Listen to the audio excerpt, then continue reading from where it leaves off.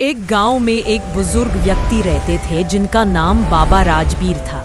हर सुबह बाबा राजबीर अपने दोनों मिट्टी के घड़ों में पानी भरने के लिए नदी किनारे जाया करते थे। उनके पास दो घड़े थे।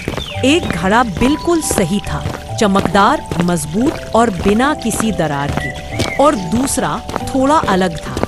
उसमें एक पतली सी दरार थी जो ऊपर से तो दिखाई नहीं देती थी, पर अंदर से वो घड़ा पूरी तरह से टूट चुका था। बाबा राजबीर हर दिन दोनों घड़ों में पानी भरते, फिर उन्हें कंधे पर रखकर खेतों तक ले जाते और फिर खेत से घर को आते। यह सिलसिला सालों से चला आ रहा था, पर जिस घड़े में दरार थी वो हर रोज खुद को बेकार महसूस करता था, क्योंकि रास्ते भर चलते हुए उसका आधा पानी नीचे गिर जाता था। वो हमेशा सोचता रहता,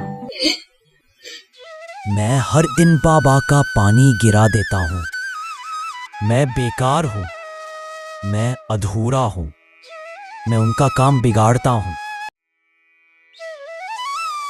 एक दिन दरार वाला घड़ा बाबा से बोले, बाबा, मुझे माफ कीजिए, मैं एक बेकार घड़ा हूँ।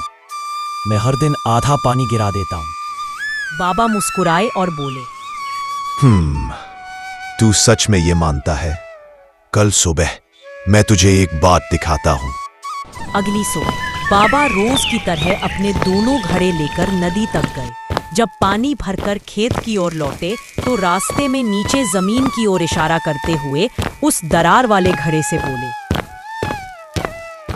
देखा, मैं जानता था कि तू पानी गिराता है, इसलिए तेरे पास के हिस्से में बीज बो दिए थे, और हर दिन जब तू पानी गिराता था वो बीज पानी से भीग जाते थे।